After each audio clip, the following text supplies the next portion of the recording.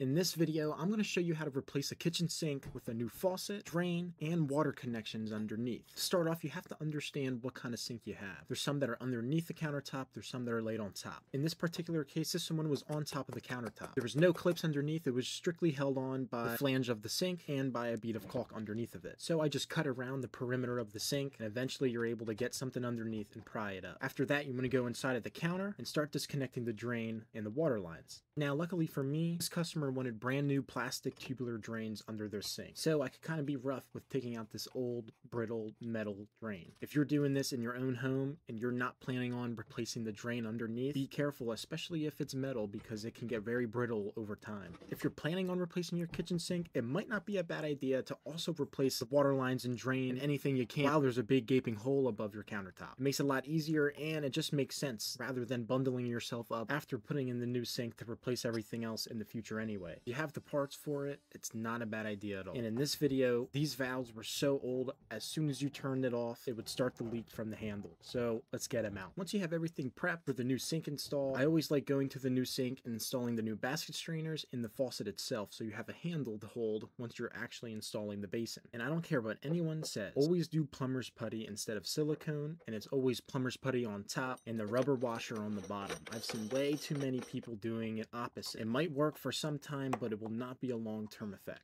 Installing the faucet before installing the sink just saves your back, and it makes it a lot easier to actually install. You can make sure it's completely tight to the base of the countertop. Now, I know the title of this video is how to install a sink. Well, your boy completely forgot to record myself actually installing the sink. To clarify what I did a bead of caulk around the perimeter of where this sink would set. I grabbed one hand on the faucet, the other hand on one of the sides of the sink, and I lowered it in and lined it up. I then went around and caulked around the edges to make sure it was sealed tight. Doing this job really isn't that difficult. The hardest part is if you have to take out a cast iron sink by yourself, which I had to do in this video. After that, we just started connecting our plastic tubular drain and test out the sink afterwards. If you stay till the end, I appreciate it. Thank you very much for watching. Hopefully you learned something.